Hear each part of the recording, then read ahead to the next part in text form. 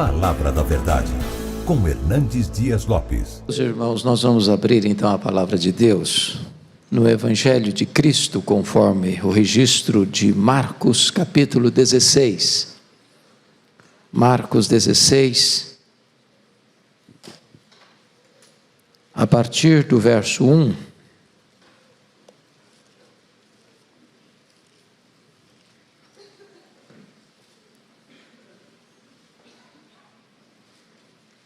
Até o versículo 11, Marcos 16, de 1 a 11.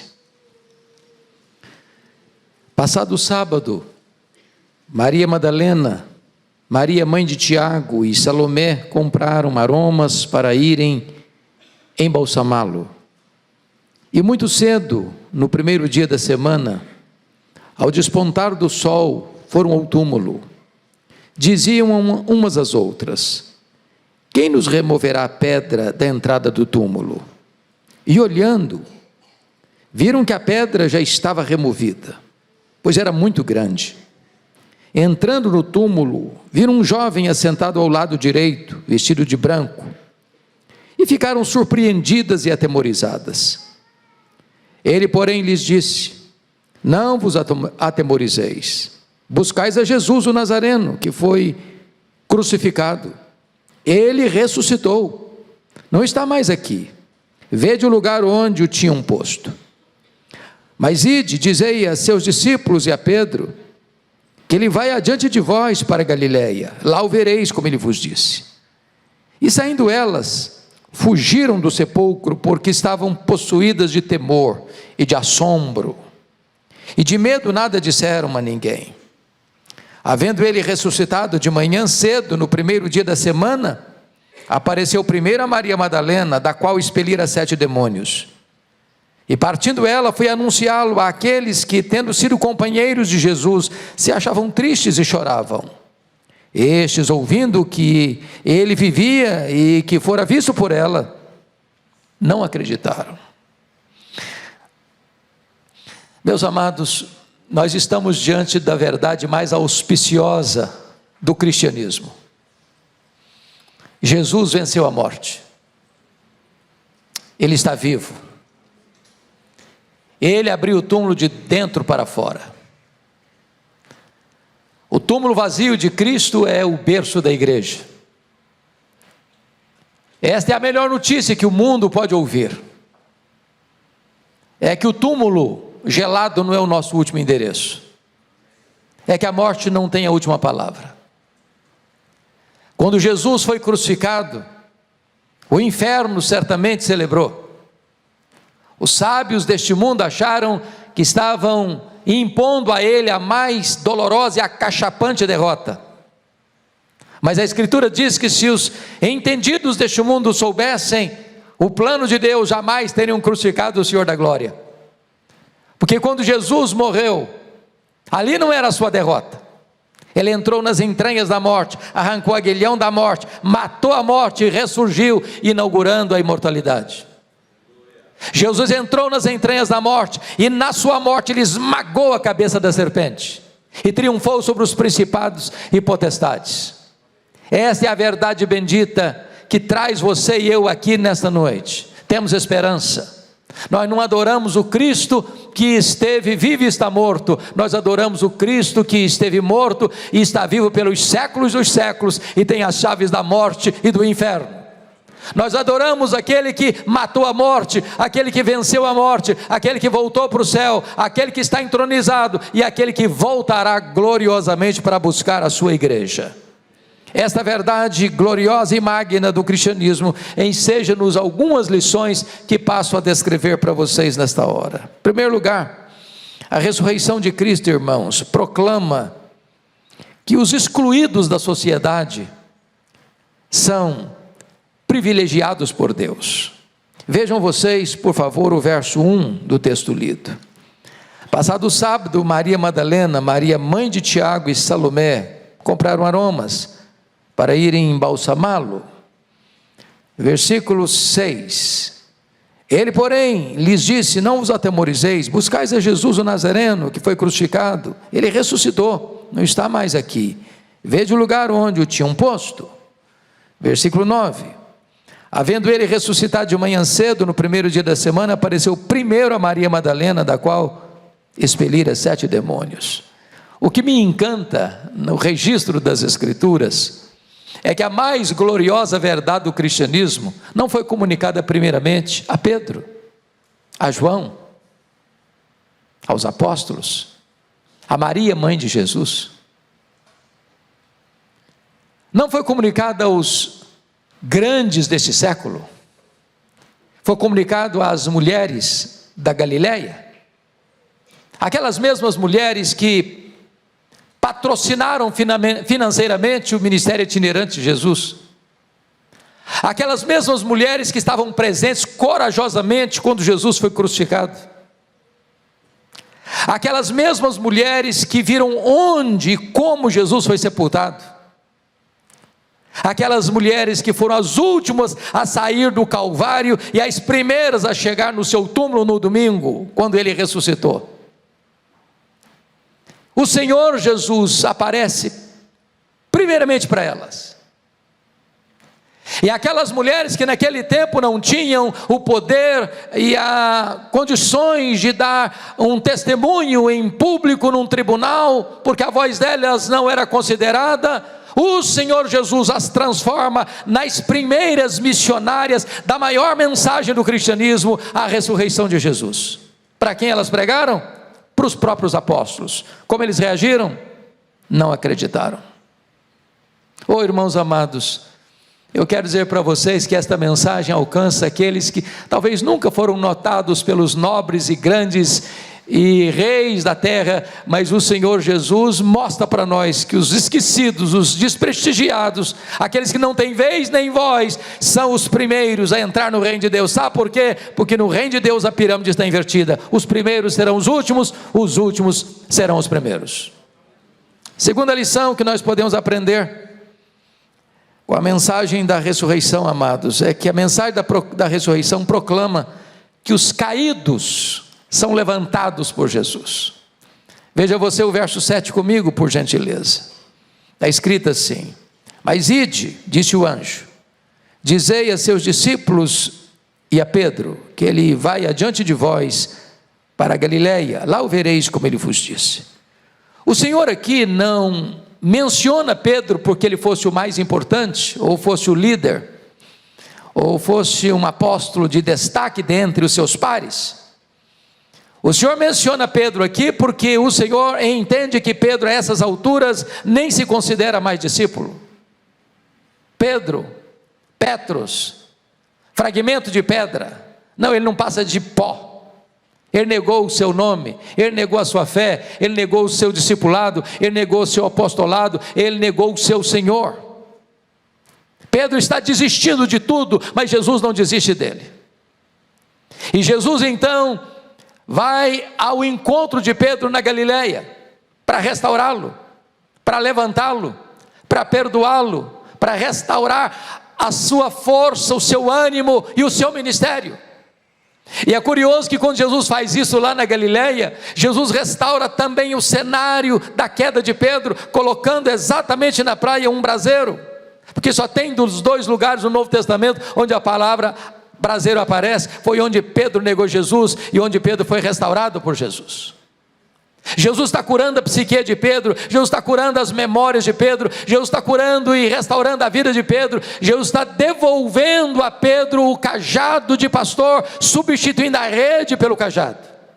Eu quero dizer para você nesta noite, que Jesus, o Jesus ressurreto está aqui, e Ele está aqui para levantar você, Ele está aqui para restaurar você, Ele está aqui para colocar você de pé, você que talvez fracassou, você que talvez caiu, você que talvez negou Jesus, pois Ele está hoje lhe dando uma oportunidade para confessá-lo, para que você seja levantado, restaurado, curado, para a glória do seu nome, e para que você retome o seu ministério, que um dia, quem sabe, você deixou para trás. Esta é a mensagem da ressurreição. Mas há uma terceira mensagem, meus amados irmãos, é que a ressurreição de Cristo proclama o começo de uma nova criação. Vejam vocês comigo o versículo de número 2. E muito cedo, no primeiro dia da semana, ao despontar do sol, foram ao túmulo. O mesmo está no verso 9. Havendo ele ressuscitado de manhã cedo, no primeiro dia da semana, apareceu primeiro a Maria Madalena, da qual expelira 7 demônios. Deus começa a criação do universo no primeiro dia da semana. E Deus começa uma nova criação também no primeiro dia da semana. É muito curioso isso, que Jesus tenha ressuscitado no domingo. É muito importante isso, que o Espírito Santo foi derramado no Pentecostes num dia de domingo. É muito interessante que as igrejas cristãs primitivas se reuniam para celebrar a ceia no dia de domingo. É muito importante entender que as igrejas cristãs do primeiro século se reuniam para fazer o culto e adoração a Deus e recolher suas ofertas no dia de domingo. É muito importante entender que Jesus aparece a João na ilha de Patmos no dia do Senhor, no dia de domingo. Se a criação começa tratando da obra criadora de Deus, aqui a ressurreição inaugura a obra da redenção de Deus. É um novo tempo, é uma nova formação. O domingo, portanto, esse dia da celebração, Jesus ressuscitou e Ele é o Senhor do universo, e por isso você e eu estamos aqui neste dia. Mas a terceira mensagem é que a mensagem da ressurreição proclama, meus amados, que ser um cristão não é apenas você subscrever dogmas verdadeiros, legítimos, bíblicos, mas ser cristão é muito mais do que isso. Ser cristão é você pertencer a um movimento. O versículo 7 está escrito assim: quando o anjo deu esta ordem às mulheres: mas ide, dizia a seus discípulos e a Pedro, que ele, Jesus, vai adiante de vós para a Galileia. Isso é importante. Jesus vai adiante de nós. Nós não apenas subscrevemos um credo, nós seguimos o Cristo vivo. Nós pertencemos à religião do caminho, e Jesus é o caminho. Nós estamos indo e Ele está à nossa frente. Ele é o nosso líder, Ele é o nosso capitão, Ele é o nosso pastor, Ele é o nosso guia, Ele é o nosso Senhor, Ele é o nosso Rei. Ele está à nossa frente, e Ele caminha à nossa frente, e Ele encontra-se conosco, onde Ele vai designar. Se você é um cristão, você é um seguidor de Jesus, você é um discípulo de Jesus, você caminha com Jesus, você pertence a Jesus. Mas mais do que isso, notem vocês, em quinto lugar, que a mensagem da ressurreição retrata para nós que o Senhor Jesus transforma a rotina da vida num encontro especial com Ele. Porque no verso 7 o que está escrito é o seguinte: ide, dizei aos seus discípulos e a Pedro, que ele vai adiante de vós para a Galileia. É bom destacar isso. Todos os discípulos de Jesus, exceto Judas Iscariotes, eram galileus. Jesus ressuscitou em Jerusalém, mas Jesus vai encontrar-se com eles na Galileia. A Galileia era o lugar onde eles haviam nascido, onde eles haviam crescido, onde eles haviam convivido, onde eles moravam, onde eles trabalhavam. A Galileia era o habitat comum deles do dia a dia, era onde as coisas aconteciam na vida deles. Isso é importante entender, porque Jesus se encontra conosco, é na nossa Galileia, é lá na nossa casa, é lá no nosso escritório, é lá no nosso trabalho, é lá no hospital, é lá na faculdade, é lá na indústria, é lá no comércio, é lá na loja, é lá na rua, é lá no seu táxi, é lá no seu Uber, é lá no seu carro, é lá no seu avião, é lá onde você está trabalhando, é no lugar comum onde você está vivendo. É aí que Jesus tem um encontro com você, transformando o seu lugar comum num milagre glorioso de um encontro glorioso com o Rei da Glória. Este é o Cristo ressurreto. Ele está aqui neste culto, e Ele estará com você quando você retornar para sua casa, e Ele estará com você quando amanhã você acordar para o seu trabalho. Ele estará com você na dinâmica da sua vida, para encontrar-se com você na sua Galileia.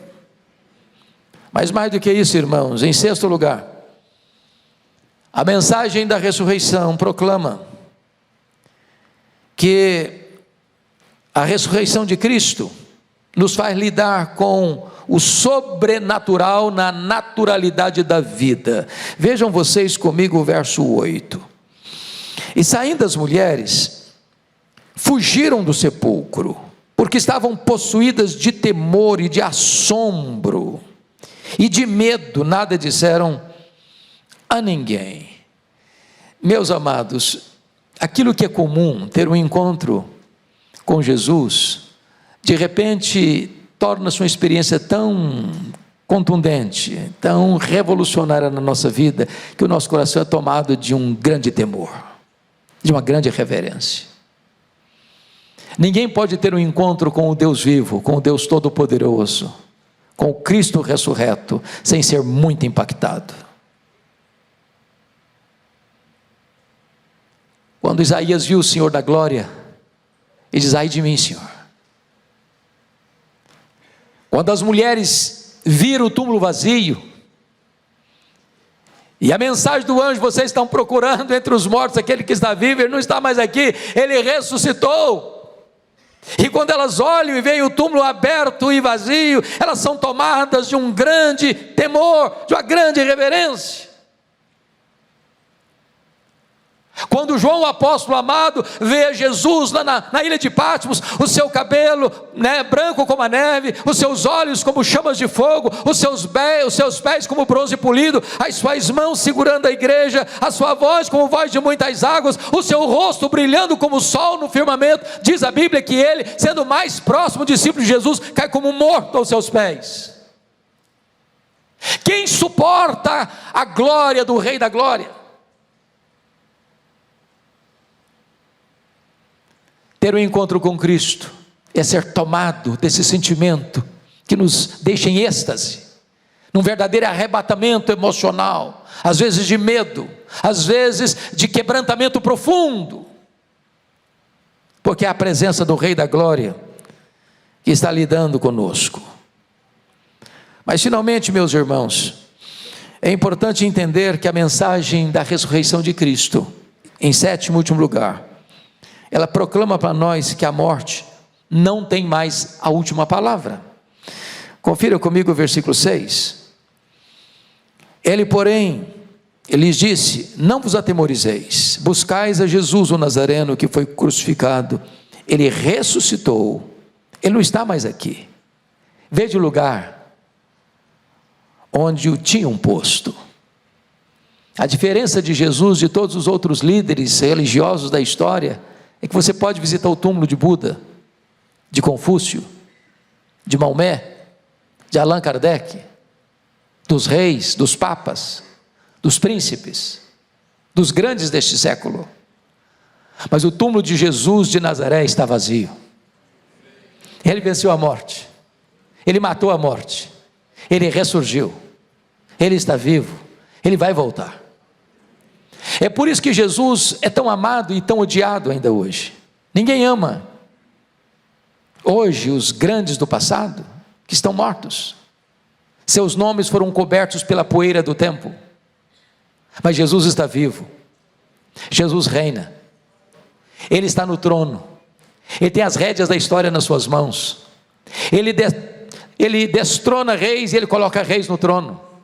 Ele levanta reinos e ele abate reinos. Ele é o Rei da Glória.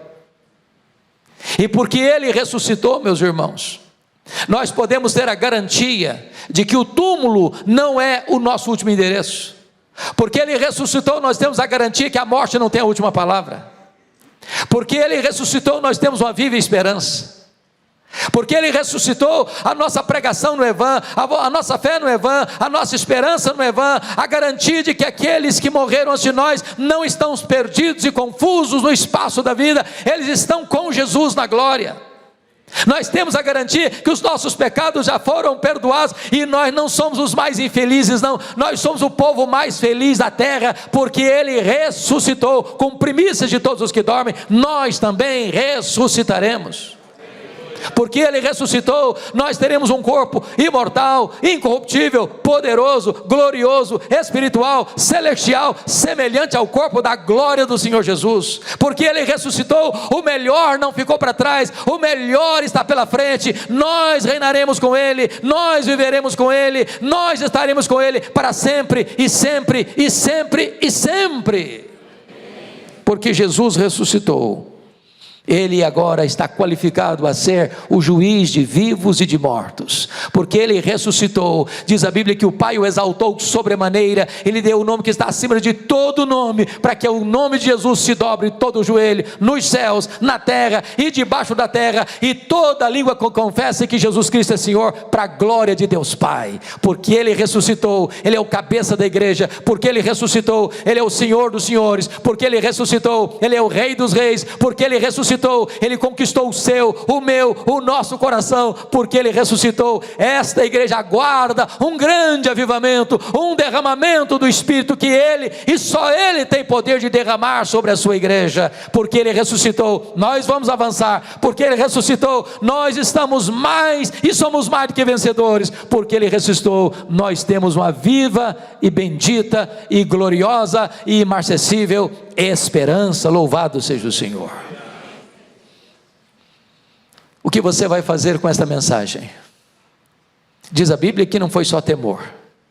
Depois que passou o susto, as mulheres correram, as mulheres proclamaram. E você e eu, vivendo num mundo sem esperança, onde as pessoas estão desesperadas até, você tem a mensagem da esperança. Como aqueles caminhantes de Emaús, que caminhavam cabisbaixos, conjugando os verbos todos no passado, mordidos pela fera da desesperança e do desespero, quando seus olhos foram abertos, e eles contemplaram a Jesus. Não tem mais tristeza, não tem mais cansaço, não tem mais desânimo, não tem mais agenda secundária. Eles retornaram imediatamente para Jerusalém, e disseram: Jesus vive, Jesus vive, Jesus vive, Jesus vive. E que esta mensagem de esperança seja proclamada em alto e bom som através da sua vida, para que São Paulo, para que o Brasil, para que o mundo todo saiba que nós seguimos o Cristo vencedor da morte, o Cristo vitorioso. Vamos orar ao Senhor, queridos. Coloque-se em pé, por gentileza. Vamos buscar a face do nosso Deus. Você veio aqui hoje, e você já ouviu desde o culto das 8, passando pela escola dominical às 9h30, o culto das 11, das 13, das 15, das 17, das 19, a mesma mensagem: a vitória de Cristo. A vitória de Cristo. O Senhor Jesus é aquele que inverte a pirâmide da história. E Ele se revela às pessoas improváveis. Ele usa as pessoas improváveis. O Senhor Jesus está aqui hoje para levantar você como instrumento nas mãos dEle. Talvez as pessoas não acreditem, mas Ele acredita. O Senhor Jesus está aqui hoje para pegar aqueles que caíram, estão quebrados, quem sabe não acreditam mais que possam se levantar. E Jesus está aqui para levantar você, para restaurar você, fazer o que fez na vida do Pedro, encher você do Espírito Santo, usar você para orar pelos enfermos, eles serem curados, usar você para pregar a palavra e os corações se derreterem. Jesus está aqui hoje para ir à sua frente, para guiar o seu caminho. Jesus está aqui hoje para dizer o seguinte: você não precisa ter medo da morte, não precisa ter medo da morte mais. A morte já foi vencida, o aguilhão da morte já foi tirado. Hoje você pode olhar na cara da morte e perguntar: onde está a morte, a tua vitória? Onde está a morte, o teu aguilhão? Tragada foi a morte pela vitória. Hoje você está aqui para se render ao Senhor Jesus, para adorá-lo como Deus da sua vida. Senhor, bendito é o teu nome, exaltado é o teu nome, Senhor, porque Porque no teu plano eterno, Jesus Cristo, teu Filho, haveria de entrar na história, esvaziando-se a si mesmo, assumindo a forma de servo, se humilhando até a morte e morte de cruz. Mas também no teu plano eterno, Jesus Cristo venceria a morte e ele venceu. Jesus Cristo entraria nas entranhas da morte, arrancaria o aguilhão da morte e mataria a morte. No teu plano eterno, Jesus levantaria do túmulo como primícia, como primeiro, para que naquele glorioso dia, quando ele voltar, todos os mortos haverão também de ouvir a sua voz e sair dos túmulos. Ah, Deus, bendito é o teu nome, porque este plano é eterno, este plano não pode ser frustrado, e tu levarás a cabo tudo aquilo que tu decidiste já na eternidade. Nós te adoramos porque nós fazemos parte deste projeto, fazemos parte deste plano maravilhoso, e nós te pedimos que nesta noite tu apliques pelo poder do Espírito Santo esta palavra em cada coração que está aqui e que está nos acompanhando agora. Que haja salvação, que haja libertação, que haja cura, Senhor, que haja levantamento de motivações novas para te servir, e que aqueles que estão caídos sejam levantados no poder do teu Espírito, no poder da ressurreição. Louvado seja o teu nome, nós te adoramos, nós te exaltamos, em nome de Jesus, a razão da nossa esperança. Aleluia, amém.